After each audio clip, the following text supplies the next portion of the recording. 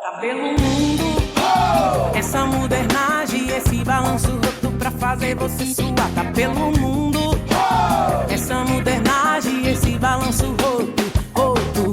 Tá pelo mundo, essa modernagem, esse balanço roto pra fazer você suar. Tá pelo mundo, essa modernagem, esse balanço roto, roto. Olá, esse é o Mundaréu, um podcast de antropologia, e nesse mês de dezembro continuamos com a nossa segunda temporada. Eu sou Daniela Mânica, o Mundaréu é um projeto em parceria entre o LabJOR da Unicamp e o Departamento de Antropologia da UNB. Olá, eu sou a Soraya Fleischer, estou aqui no Mundaréu também, junto com a Daniela. O título do nosso episódio de hoje é Uma Antropóloga na Sala de Cultura. Dessa vez o formato vai ser um pouquinho diferente, porque a nossa antropóloga convidada é justamente a Dani. E a interlocutora é a Regina Goldenberg, que participa da pesquisa da Dani.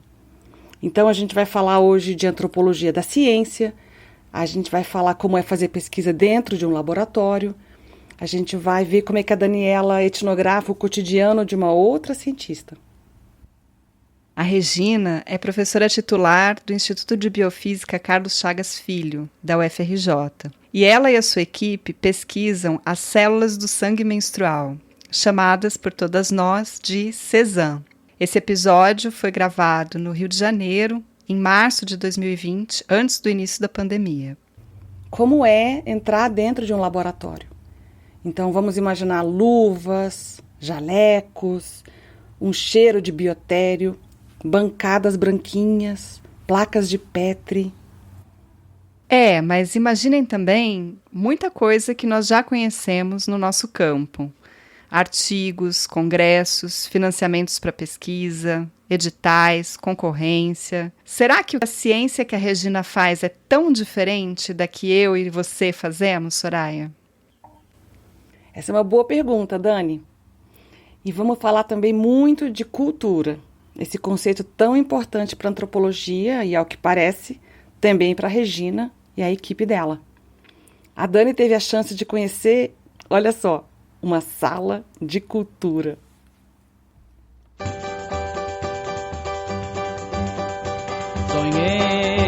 Eu sonhei, um dia o cais do porto se vestiu de azul do mar.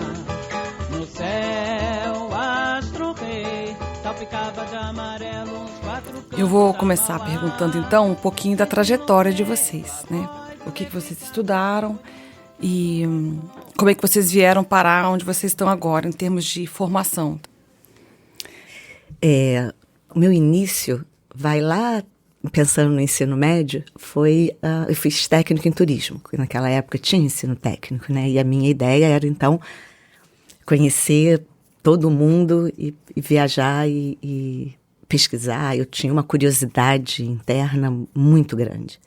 Mas eu tinha um encantamento pelos alimentos que vem da minha infância, de ter tido horta, de ter plantado. E o alimento eu achava aquilo muito bonito. Eu estudava em cima de uma goiabeira para olhar como é que era a folha nas aulas de ciências, a folha, o fruto que a gente aprendia, o que era o tronco.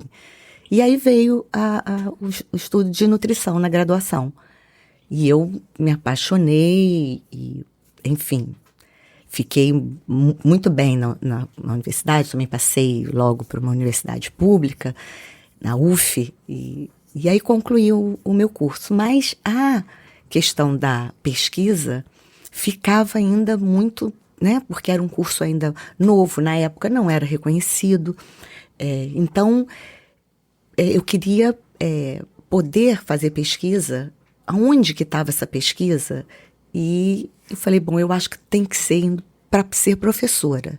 Tem que ser professora para estar perto da pesquisa. E aí, nesse momento que eu estou ensinando os alunos, que me surge o aluno Cameron, que então, com essa turma muito motivada e com esse aluno em especial, ele começa a me indagar, por que não o mestrado? E aí ele me apresentou então ao outro laboratório, que aí já veio com uma proposta onde existia uma doença, que era a doença de Chagas, uma doença negligenciada, com poucos recursos, e pacientes, né, a população mais carente que é afetada. E aquilo, então, que era para estudar a conversa entre as células. Eu estudava as junções comunicantes no coração, já que em torno de 30% dos indivíduos que são picados pelo barbeiro, são infectados pelo Trypanosoma cruzi, desenvolvem doença cardíaca. Então, existe um distúrbio na comunicação das células desse paciente. Então, eu ia estudar a conversa dessas células. Eu fiz tecnologia de alimentos no ensino médio, no colégio técnico da Unicamp. E eu consegui estágio num laboratório que era um laboratório de tecnologia de alimentos e que trabalhava especificamente com microbiologia. E eu fiquei encantada com o trabalho com microbiologia, achei muito legal, aquela coisa de isolar, né, de cultivar as células, e decidi fazer biologia por causa disso. E aí eu entrei na biologia muito fascinada com o discurso justamente sobre as células. Eu lembro de achar lindo aquilo, né, como é que se formou aquele organismo, aquela unidade, né, aquela estrutura que tem uma fronteira, que tem toda uma relação entre o dentro e o fora. Mas aí, logo no primeiro ano, todo aquele meu encantamento foi sendo perdido por um excesso de especialização. Eu brincava que parecia um curso de línguas, né? Você tinha que aprender todos os nomes de todas as estruturas, de todas as funções, de todas as pequenas coisas. E eu acabei tendo aquela experiência universitária de poder circular por outros institutos e conhecer as ciências sociais, que era uma área que eu não tinha no meu horizonte quando eu fiz colégio técnico, né? E aí resolvi que era por ali que eu ia resolver minha questão com biologia, que era uma questão mais filosófica do que propriamente técnica, especializada. E eu achei que teria mais espaço para fazer isso lá. Eu queria, então, retomar o lugar do alunado, né, das alunas, dos alunos, nas nossas carreiras, nas nossas trajetórias. A Regina já começou a falar de um aluno que convidou para conhecer um laboratório, para fazer esse pulo, né, da docência já para dentro da pesquisa. Eu queria saber da Dani. Ela também tem uma história nesse sentido, né? Na verdade, acho que a nossa pesquisa juntas hoje se deve às minhas alunas, a quem eu sou muito grata, as minhas alunas de enfermagem. Eu, quando era professora no IFIX, eu sempre gostava de dar esse curso que chama Antropologia Cultural para a Enfermagem. E, ao mesmo tempo, toda aquela efervescência política dos anos 2010, né? Muita coisa acontecendo, muitas alunas muito mobilizadas por questões feministas, isso me afetando demais. E resolvi começar a olhar para a menstruação. E aí comecei a ver manifestações artísticas que mobilizavam a visualidade do sangue menstrual. Então, artistas, ou mesmo mulheres nas redes sociais postando fotos do sangue menstrual, fazendo desenhos com sangue menstrual, pintando o corpo com sangue menstrual, trazendo o sangue menstrual para a cena pública, com uma inflexão política. E aí eu apresentei isso para as minhas alunas. E aí, quando eu apresentei esse trabalho, elas falaram assim: poxa, professora, você sabia que lá no fundão tem uma professora que faz pesquisa com sangue menstrual e ela descobriu que tem células-tronco no sangue menstrual? E aí eu falei, nossa, jura? Então foi assim que eu cheguei na Regina, foi através desse toque, eu fui atrás imediatamente, achei o e-mail dela, escrevi, falei, Regina, eu sou antropóloga, estou trabalhando com menstruação, vi que você tem pesquisas nessa área, vamos conversar, né? O que você achou, Regina, quando você recebeu esse e-mail de uma antropóloga? Então, inicialmente eu olhei e falei, gente, por que uma antropóloga quer conversar comigo? O que será que vai surgir disso? Será que vai ser muito papo diferente, né, da minha área? Mas, por outro lado, eu sou muito curiosa. E eu não deixo uma oportunidade passar. Eu falei, eu vou conversar sim. Vamos ver o que a gente tem em comum para ela querer conversar comigo. Além, ela mencionou a questão do sangue menstrual. E aí a Dani chegou, a gente conversou e é uma coisa até que eu já comentei com ela, né? Quer dizer, ela é uma pessoa muito firme, mas delicada e agradável e inteligente, sabe? Você vai juntando. E ela foi me conquistando no que ela foi conversando e nas questões que ela levantava, que absolutamente não faziam parte do meu repertório. E aí eu falei, nossa, tem toda uma área para a gente falar sobre sangue menstrual que não é só isso que eu estou vendo. E aí a gente fez uma parceria que deu muito certo, está dando muito certo, eu espero que continue dando muito certo. Tem já 5 anos, né, que vocês fazem pesquisa juntas, Isso. né? Então, eu me lembro que na sequência das nossas primeiras conversas, uma coisa que eu fiz foi mandar esse artigo para vocês, né, para a Karina e para a Regina. Olha, esse aqui é o meu artigo sobre uso do sangue menstrual por mulheres, artistas, em performances. E eu acho que vocês estão fazendo uma coisa parecida, mas com uma linguagem científica, né? Que tal? Como é que é isso, né? Então foi assim que eu apresentei um pouco essa minha perspectiva para elas, achando sempre, desde o primeiro encontro, achando que vocês pudessem recusar o vínculo, né? Dizer, não, imagina, a gente não faz nada, não tem nada a ver. Não, antropólogo, imagina, não, a gente tem mais o que fazer, sabe? Eu sempre achei que não ia rolar, né? Uhum. Então, cada vez que rolava, eu falava, gente, rolou, que legal, vou poder continuar e tal. E a recepção que elas tiveram do artigo foi muito positiva, assim, do tipo, tá, beleza, viram várias fotos de mulheres com sangue menstrual na cara, coisa que, às vezes, em redes sociais, né, dá aquelas polêmicas, tem reações muito preconceituosas, muito misóginas, né? E eu achei que a minha pesquisa tinha Desde o começo, a minha perspectiva era muito situada, politicamente situada, feminista na pesquisa, né? E eu achei que isso fosse um ponto que a gente tivesse algum tipo de recusa, né? Mas nunca teve, então acho que funcionou bem. Mas é interessante, né, Regina, ela fazer esses passos todos para chegar no campo, como a gente chama, né, na antropologia, e um desses passos ter sido a entrega de um artigo científico, né? E a comunicação entre vocês passou, em alguns momentos, por artigos, né? Pela produção acadêmica de ambas as partes, né? Sim, e eu acho que foi foi arriscada o envio do artigo, mas eu acho que nesse momento era como a Dani falou, ou era sim ou não. Com esse artigo, ela se posicionou assim, isso é o que eu estudo. Não tem, assim, um abrandamento para ver se a gente ia continuar. Não, olha, leiam o meu artigo e aí vamos ver o que acontece. Então, essa transparência também deu muita legitimidade para o nosso relacionamento. Porque eu sabia, ela mandou para mim, para a Karina, que é essa pós-doc hoje, né, que desde o mestrado vem estudando as células do sangue menstrual comigo, por ser uma menina muito forte e, né, aguentar toda a crítica de quem trabalha com as células mais aceitas dentro do laboratório. E a gente leu e eu incentivei e falei, não, Karina, vamos entrar nessa história, uma nova história, uma nova perspectiva. Mas foi isso, ela fez uma aposta, ela jogou todas as fichas e eu podia realmente, na hora de olhar, né, nossa, mas isso é demais pra gente. Mas eu acho que essa transparência selou um relacionamento bom para mim, né? O vento move o moinho pra refrescar, explode um muro pra ver o mar.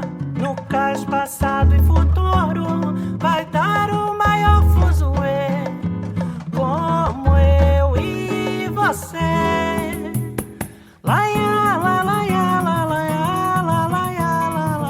Quando você estava falando da sua trajetória, a definição de um tema de pesquisa e da onde vêm, né, os elementos que vão compondo um tema, e como por muito tempo durante a sua pós-graduação você ficou com a não menstruação E depois, quando você vai começar um novo tema, você vai pensar na presença da menstruação, né? E ela, em geral, é muito associada à reprodução e, quando não, é tida como descarte. E você vai dar de novo uma volta nisso, né? E junto com Regina, ressignificando esse descarte, entre aspas, né? Na verdade, com toda uma potência de vida, né? Para um tecido, uma substância, uma parte do corpo que passa a ser valorizada, muito valorizada, né? Seja lá no começo, quando você encontra as artistas se pintando, né, deixando as marcas do sangue pela roupa aparecerem, até agora, né, encontrando as cientistas que estão aí tentando batalhar pela legitimidade desse tecido humano. Então, eu acho super interessante, né, como vocês juntas, essa pesquisa, essa antropologia que se faz conjuntamente, que vão ressignificando as células né, e os tecidos da menstruação. Quando eu cheguei no laboratório, eu lembro, as minhas primeiras anotações no caderno de campo foi a dificuldade da própria Regina de falar menstruação. O que ela falava? Ela foi me apresentar para uma pessoa e falou, tá aqui a Daniela, ela também estuda essas células. Aí eu falei, gente, mas eu não estudo célula, eu estudo menstruação. Claro, hoje eu digo que eu estudo célula, mas ali eu ainda não estudava, né? E aí eu falei, acho que ela não está conseguindo falar que eu estudo menstruação, né? E aí eu comecei a ficar ligada para ver se eu ouvia essa palavra, ou menstruação ou sangue menstrual ali, para se referir a mim, ou às pesquisas, ou ao que fosse. E eu só via Cezanne, e aí eu fiquei pensando, Cezanne é células do sangue menstrual. Foi um acrônimo que elas criaram ali para não ter que falar sangue menstrual. Porque quando é célula da medula não tem sigla, quando é célula do líquido amniótico não tem sigla. Nenhuma das outras células tem siglas, né? A sigla foi uma forma de tornar falável, né? Tinha um apelido pejorativo que era as células do Chico, que é uma expressão popular para falar que está de Chico e está menstruada, né? A mulher está menstruada. Mas ela também nos contou anteriormente sobre, por exemplo, a banca de defesa de uma das alunas dela, em que a banca ficou muito incomodada com a menção recorrente, né, não da sigla Cezanne, mas do sangue menstrual, a menstruação, o sangue, e a banca sugere de forma eufemística, né, será que não daria para usar outro termo? Quem sabe endométrio? E aí a Regina e a orientanda dela falam, não é um tecido que a gente vai lá retirar, ele sai, né, ele é outro tipo, tal. Tem um outro ponto que eu queria comentar, que é sobre a pesquisa situada. A sua insatisfação de não responder de forma categórica o que você achava sobre a supressão de menstruação. E aí você vai também achando o seu lugar para se situar, onde você fica confortável e assumindo mesmo. É daqui que eu falo, é desse jeito que eu falo, é com essa literatura que eu me amparo, né?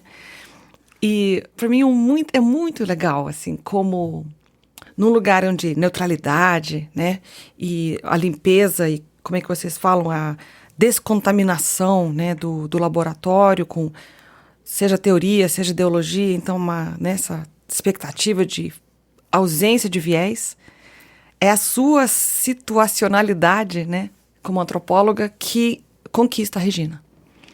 Quando ela fala assim, nossa, foi a transparência da Daniela, ela vindo de forma super franca, eu sou isso e eu trabalho assim, foi isso que convenceu ela do trabalho antropológico que você queria realizar ali. E isso é super interessante, né? Eu acho que nós estamos falando aí de paradigmas científicos muito diferentes que conseguiram dialogar, né? Não sei se você concorda, mas...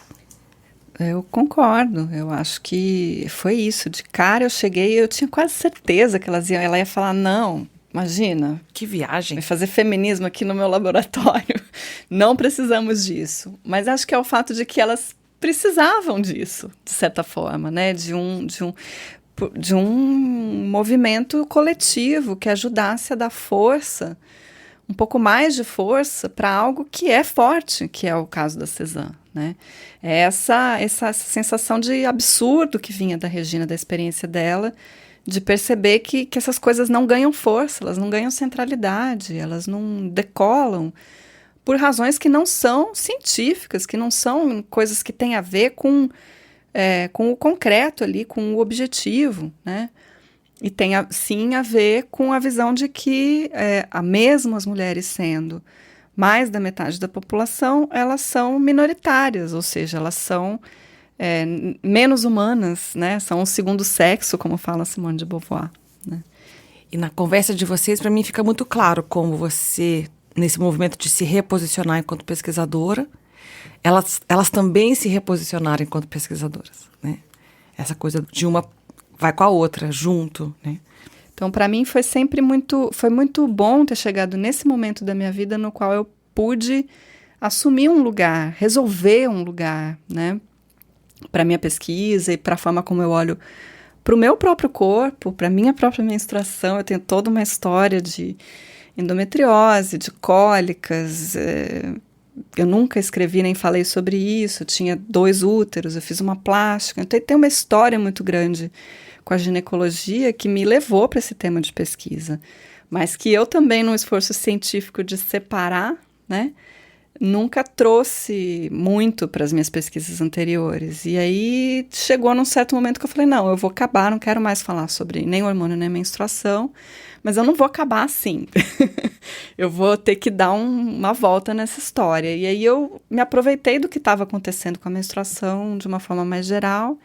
E as coisas foram chegando, e chegam até hoje. Tem muita coisa acontecendo. Velha quem tem 100 a mais que eu, a alma quem ruga que não sofreu.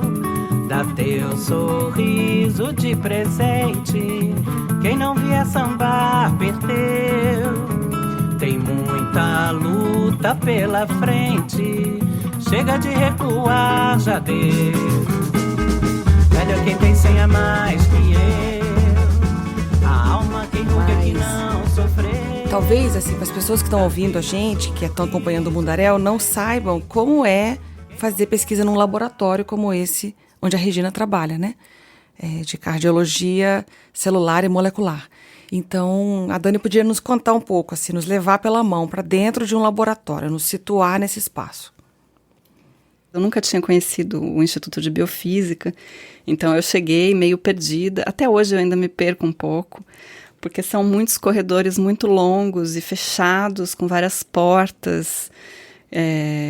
E os corredores são nomeados por letras, mas não existe uma sequência muito lógica das letras. Então, eu me lembro que era uma letra, e aí eu comecei a andar por aqueles corredores. Alguns têm uns cobogós, umas ventilações, mas tem aquele cheiro forte de biotério, e muitos estudantes circulando de jaleco pelos corredores. Mas, enfim, cheguei lá no Instituto de Biofísica Carlos Chagas Filho, importante, né, com toda a história da doença de Chagas ali, que marca um pouco o Instituto. Então tem todo um corredor cheio de memórias, né, da formação dos professores e dos alunos. Mas eu consegui chegar lá e aí bati na porta, e aí me levaram até a sala da Regina, né. O laboratório é um espaço retangular. A sala da Regina fica assim, entrando à direita, tem um corredorzinho, e aí a última salinha do lado direito, uma sala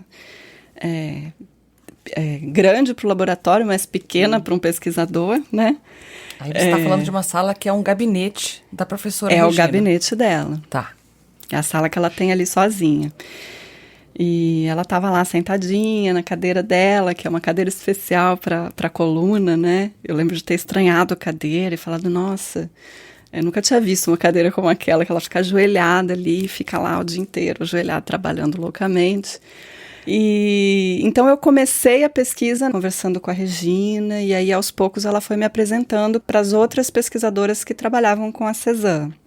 Primeiro a Karina, e aí eu conversei com a Karina e pedi para acompanhar algumas coisas que elas vinham fazendo. E depois veio a Rosana, depois veio a Mariana, a Júlia, enfim, eu fui conhecendo toda uma geração de pesquisadores ali. Então, eu fui acompanhando um pouco o cotidiano, a rotina das pesquisas, e o meu enfoque era saber o que acontece com o sangue menstrual quando ele chega no laboratório. Essa era uma das primeiras perguntas de pesquisa. Então, eu também acompanhei esses procedimentos laboratoriais de coleta de processamento, de isolamento, plaqueamento, expansão que elas fazem com as células do sangue menstrual. Então, isso foram algumas sessões de acompanhamento dos procedimentos quando elas entram num espacinho específico lá do laboratório, que é o espaço de manipulação, não sei se tem um nome. É a sala de cultura. Sala de cultura. E aí é um espaço que é ritualizado para você entrar, né? Você tem que se paramentar para evitar a contaminação, né? Então põe luvas, põe o avental, põe touca, máscara, põe o Propec em cima do sapato e aí entra, né? Então, acompanhei vários dos experimentos que elas vinham fazendo, as pesquisadoras vinham fazendo para cultivar as células, pedi para ver as fotos das células, e aí fiz várias conversas com as pesquisadoras para saber o que elas estavam fazendo. É muito legal, né? Uma antropóloga entrando na sala de cultura. Eu achei o máximo, adorei a experiência. Elas achavam meio pentelho, assim, meio assim, puxa, que saco, essa antropóloga aqui é aquele elefante branco na sala, né? Porque é uma pessoa que tá ali, fica perguntando um monte de coisa. Às vezes eu senti um pouco aquele efeito de ser o chato, que é uma coisa que os antropólogos têm muito, né? De ser aquela pessoa que interrompe o fluxo dos acontecimentos que tem uma pressa, tem uma urgência, tem um interesse, uma preocupação com o procedimento. E eu lá perguntando, mas o que é isso? Para que faz aquilo? Ou então esse incômodo de perguntas sobre obviedades, né? Para uma pessoa que é especialista naquele ritual ali todo, né? Infantiliza um pouco a gente nesse lugar, no sentido de a gente não sabe coisas que aquelas outras pessoas todas sabem. Mas elas sempre foram super receptivas, assim, pacientes comigo ali, incomodando um pouquinho. Eu não diria que fosse um infantilismo das perguntas. É porque a gente tem um prazo, um tempo de bolsa para fazer uma pesquisa, para que elas tenham uma dissertação de mestrado ou uma tese de doutorado. Nada pode dar errado. Cada experimento, né, consome uma verba grande, um tempo exaustivo. Então, eu acho que é mais pelo lado da pessoa estar muito concentrada e querer muito que aquilo lá não aconteça nenhum problema. Bom, então até agora a gente tem falado da Cezanne de forma muito natural, né, assim, muito familiar para vocês, mas não é exatamente isso, né, para um público mais geral. Eu, por exemplo, só fui aprender essas coisas todas com vocês. Então, eu queria pedir para a Regina me explicar um pouco sobre esse mundo dos tecidos humanos, né, que são o material, a matéria-prima para se fazer essas pesquisas. Como esses tecidos são escolhidos, como eles são providenciados, fornecidos, e como é que eles são classificados, quais são mais importantes, mais prestigiosos, mais aceitos. Então, as células tronco sempre tiveram lá. Elas já eram conhecidas, já eram descritas nos livros e já eram utilizadas para transplante de medula óssea, para as doenças hematológicas presentes nos pacientes. Então, retirar a medula óssea e recolocar num paciente tem mais de 50 anos. Então, qual seria a primeira célula, a célula mais fácil? Essa. É autóloga, você está utilizando a sua própria célula para o seu próprio corpo, só que agora em outro órgão para ver se dá certo. Então, naturalmente, a célula da medula óssea foi a primeira. Então, a gente tem uma grande onda de utilização de célula da medula óssea. E aí, começou a surgir uma segunda onda, que eram as células musculares, esqueléticas. Porque se a gente pensar bem, faz todo sentido. Músculo com músculo. Só que aí, as células musculares esqueléticas não conversaram com a célula do coração. O que aconteceu? Aquele músculo que a gente botou ali, aquelas células, geraram, na realidade, um foco de arritmia, porque não passava o impulso elétrico do coração, que é prévio à contração, não passa por ele, porque a célula do coração não quer conversar com a célula do músculo. E aí chega ali e para. Era quase um efeito iatrogênico. Exatamente. Então, o muscular esquelética falou, elas não conseguem conversar, ou a gente não sabe fazer com que elas conversem. E aí, caiu. e entra no circuito as células do tecido adiposo. Porque aí você tinha uma fonte enorme nos hospitais ou nas clínicas com cirurgiões plásticos, porque a lipoaspiração te dá um volume enorme. Os cirurgiões, os esteticistas já usam as células de gordura para preenchimento.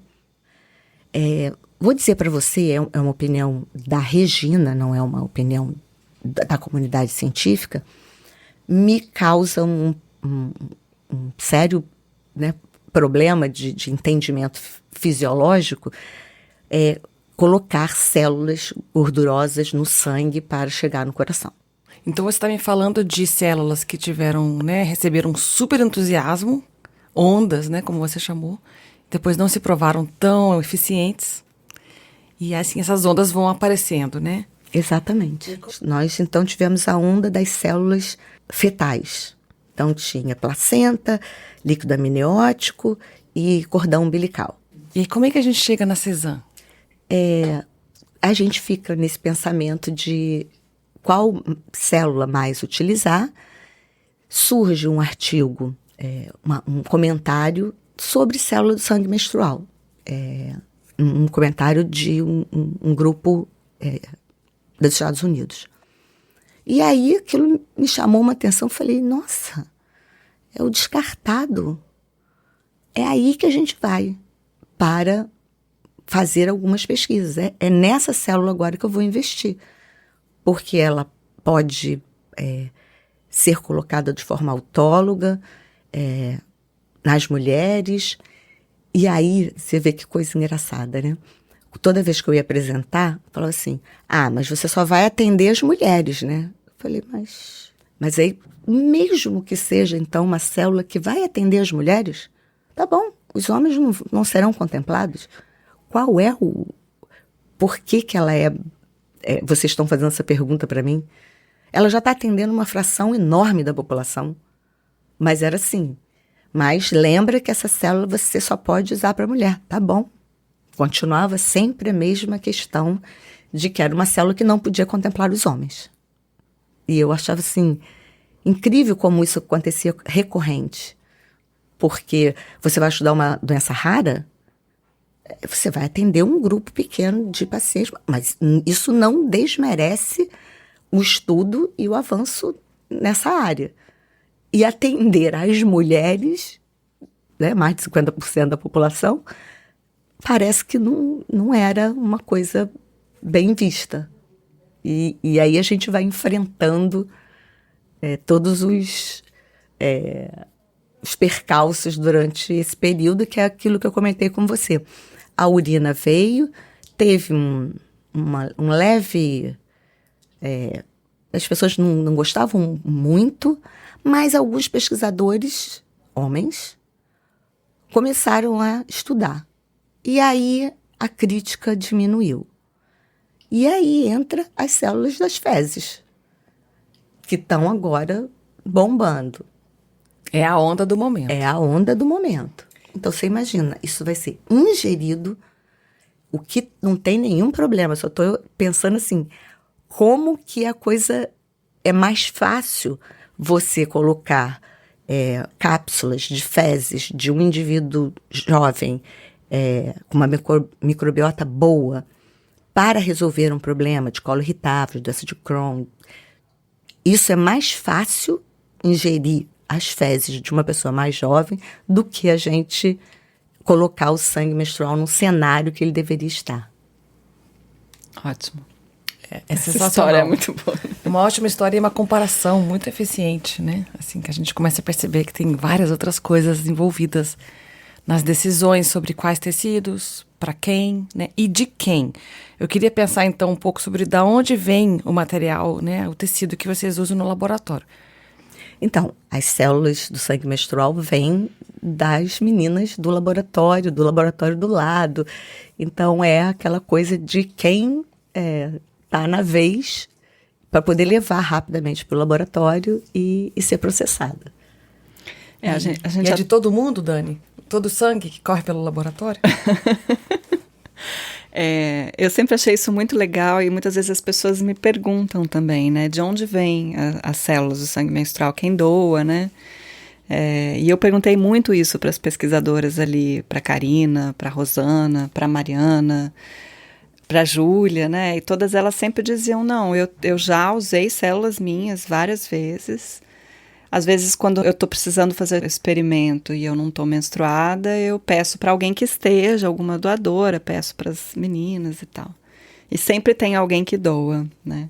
Teve uma expressão que a Regina usou na conversa preparatória para essa gravação, que ela falou, bom, então lá no nosso laboratório a gente dá o sangue pela pesquisa, né? E aí, nessa minha última vinda agora para o campo em fevereiro, eu tomei coragem para pedir para fazer uma coisa que eu tinha pensado desde o começo na pesquisa. E eu estou querendo fazer um experimento também com a produção da imagem das células, né?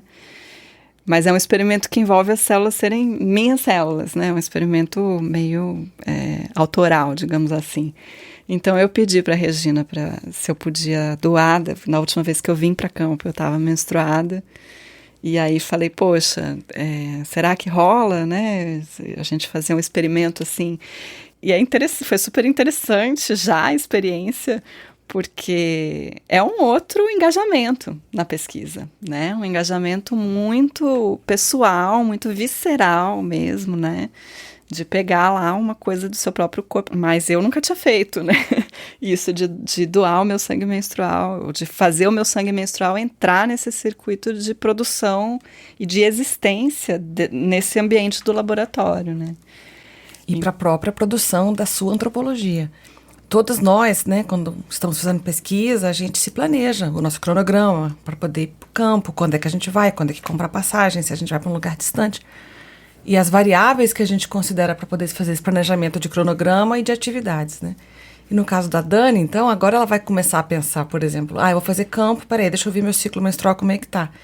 E ele vai entrar como um dos critérios para poder organizar o campo. Isso é incrível, né? Eu queria pensar um pouco sobre isso, assim, o que a Cezanne nos leva a pensar, né? Sobre a ciência, sobre a relação entre pesquisadores e pesquisadoras. Olha, então vou começar. Eu acho que foi isso mesmo. A gente via a Cezanne como uma outra fonte de célula tronco mesenquimal que a gente pudesse trabalhar e pudesse se caracterizar e utilizar para um grupo. Então, ela estava lá em ponto de igualdade do ponto de vista de pesquisa com as outras células. Era só mais uma célula. Com a chegada da Dani, realmente a gente passou a olhar a célula. Então, ela trazia algumas colocações que a gente fala. A célula está feliz, a célula não está feliz. Aí ela olhava, o que quer dizer célula feliz? Eu falei, pois a gente tem que olhar para a célula e ver que ela está feliz lá em cultura. Porque a gente olha, a gente sabe quando ela não está feliz. Quando ela não está feliz, não adianta continuar o experimento. E é uma coisa que você vai aprendendo a olhar a célula todos os dias. Ela está com uma carinha mais infeliz, ou ela está sorrindo para a gente, mas é uma subjetividade que só quem trabalha todos os dias chega uma hora e fala, professora, as células estão muito felizes. Eu falei, ele já pegou o que é. E a gente então passou a olhar a célula e ver, e a questionar, né, por que eu não tenho um grant falando sobre célula menstrual. Eu nunca penso em colocar ela ali, porque eu mesmo já acho que vai ser negado. Então, para não correr o risco, né, de não ter verba para trabalhar, acabo usando a verba de outros projetos para tocar os projetos dela. E aí começaram esses questionamentos a pipocar na nossa cabeça, na cabeça das meninas, mas bem diferente do que a gente olhava essas células há 5 anos atrás. Hoje a gente olha a célula assim, mas a gente olha... Eu, por exemplo, já olho revistas que já estão indicando que aceitam edições especiais, desde que seja sobre a saúde da mulher. Então, agora eu já tenho um olhar assim, qual revista está privilegiando artigos que falem sobre a saúde da mulher, pesquisa na saúde, e isso está crescendo. E aí eu estou buscando esses fóruns para que a gente coloque a nossa célula. Talvez se não tivesse essa interlocução e esse convívio com a Dani, talvez isso não passasse pela minha cabeça.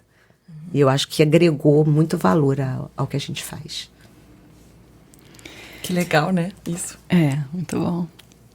Quando eu cheguei só com esse interesse antropológico de como que o sangue menstrual vira célula e o que acontece, né? Eu não tinha muita dimensão do que eu ia encontrar. E uma das primeiras conversas que eu tive com a Regina, ela já me falou, olha, é isso, é uma célula muito boa para trabalhar, ela funciona super bem, mas a gente tem um pouco de receio de trabalhar com ela, a gente não dá tanta visibilidade, não tem tanta verba para pesquisa, não tem tantas publicações. E eu fiquei com aquilo, né, com aquela pulga atrás da orelha para entender por quê. A célula do sangue menstrual, comparando com todos esses outros tecidos que a Regina elencou, ela é tão boa quanto, se não melhor. São células que resistem muito bem às condições de laboratório. E o que um cientista precisa é que as células consigam ser isoladas, sobrevivam ali às diferentes transferências de meio, de placa, expandam, ou seja, formem grandes colônias. E o sangue menstrual provinha uma fonte super rica, volumosa e muito resistente, essa coisa da resistência às condições de laboratório. E ficou, para mim e para elas, acho que a gente foi se dando conta juntas da injustiça que é você ter uma fonte rica de células e você não ter isso como uma prioridade de pesquisa científica, né? É uma questão marcada por gênero, né? Só pode ser isso que explica. Você ter uma célula excelente e ela não ser central nos editais de pesquisa.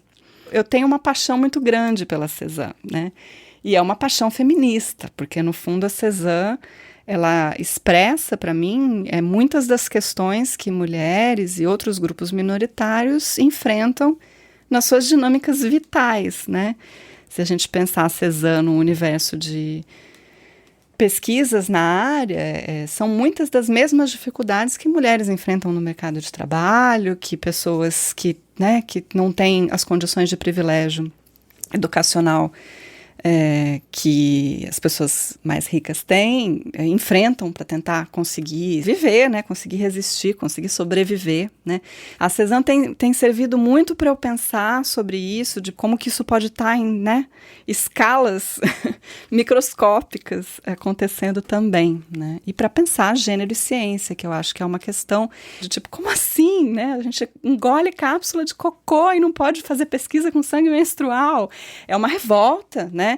E eu acho que essa nossa aliança vai muito no sentido do tipo de antropologia da ciência que eu acredito também, que é politicamente situada.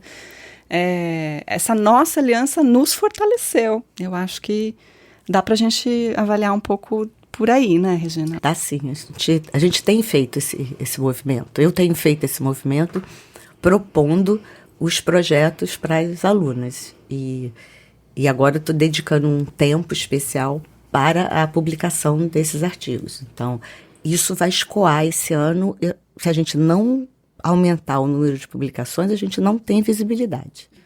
Então, esse é o meu foco agora, é colocar todos os nossos dados da Cezanne para fora, porque ela é uma célula que, mensalmente, aquela área tem uma agressão, né, descama e renova. Descama e renova. Então, é uma célula forte que resiste a esse movimento muito de ataque, né, àquele tecido. Violento, né? Violento, porque, de repente, tudo despenca e é expelido e tudo tem que se renovar. Então, é uma renovação se a gente pensar, de vida celular, mensalmente. Não é qualquer célula que faz um negócio desse. E a gente acredita, guarda no samba a lembrança, rainha, no navegar, porto de toda esperança,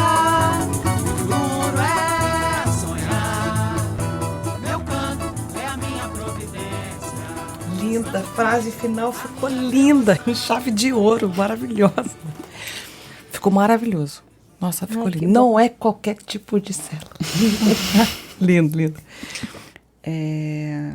Essa coisa de aguentar esse desafio existencial é muito forte, né? Eu achei muito bonito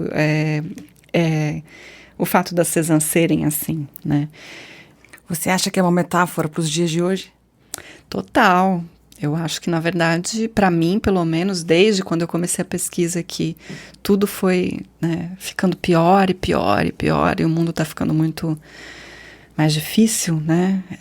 Ter essa imagem, né, que a gente tem chamado de uma ontologia da resistência, né, uma forma de construção de alguma coisa, uma entidade lá, uma célula que resiste, né? Funciona muito como uma inspiração, né, para pensar como que a gente sobrevive em contextos mais inóspitos, né. Então não é assim, não é que também, porque as Cézanne funcionam bem, que necessariamente elas vão salvar a humanidade, né. Tem muitas mediações para acontecer ali, mas eu prefiro estar ali, ocupando o devir da Cézanne, né? Ocupando aquilo que a Cézanne pode se tornar, aquilo que ela pode ser a partir da minha entrada nessa conversa também. Não é só a conversa das células que importa, a nossa também. E eu acho que é as conversas todas. Nesse lugar que a gente tem que estar, eu acho, como antropólogos da ciência, não é naquele lugar de estar longe só falando sobre o que os cientistas fazem. Eu acho que agora é hora dessas alianças, né? Da gente tentar ver o que a gente pode fazer junto, como a gente pode fazer junto e como a gente pode interferir no desdobrar dos acontecimentos, né? E que sorte poder fazer pesquisa antropológica com uma cientista, como a Regina, que valoriza a conversa, em todos os sentidos. Uma conversadeira, né? Bom, as células, as antropólogas, as pesquisadoras de bancada, todo mundo conversa. Mas a conversa só começa com essa curiosidade, essa vontade de chegar mais perto, entender mais de perto aquilo que parece estranho. Esse episódio juntou um monte de gente curiosa e conversadeira. E ainda tem aquele monte de gente que não apareceu aqui, mas que conversou muito para esse episódio ficar pronto. A gente agradece aos estudantes que participaram da edição desse episódio em Brasília, Arthur Ulloa e Hugo Virgílio, e aqui em Campinas, Lucas Carrasco e a Franceline Galdini.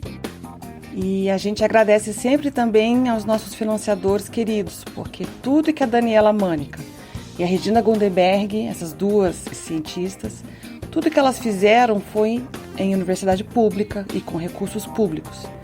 A FAPESP financia a pesquisa da Dani com a Regina. Na Unicamp, o Mundaréu conta com o financiamento do SAI e da PROEC, e na UNB conta com o apoio do PIBIC, do SEAD e do Departamento de Antropologia. Os artigos que Regina e eu e Karina produzimos juntas estão publicados em revistas de acesso aberto e disponíveis lá no site do Mundaréu para quem quiser conhecer um pouco mais sobre a nossa pesquisa. mundaréu.labjor.unicamp.br. Acompanhem as nossas redes. Nós estamos no Instagram, no Twitter e no Facebook. E a gente tem uma novidade agora no mês de janeiro, que é quando a gente faz férias no Mundaréu. A gente vai aproveitar para passar para vocês as conferências da 32ª Reunião Brasileira de Antropologia. Esse evento grande que a antropologia brasileira produz, que aconteceu no mês de novembro, e o Mundaréu foi convidado a fazer a narração dessas conferências. Então vocês vão poder conhecer um conjunto de antropólogas e antropólogos de vários países diferentes. E a gente vai passar, então, essas conferências ao longo do mês de janeiro aqui pelo nosso feed. Então é isso. Até lá. Um super beijo para todo mundo. Até o próximo episódio.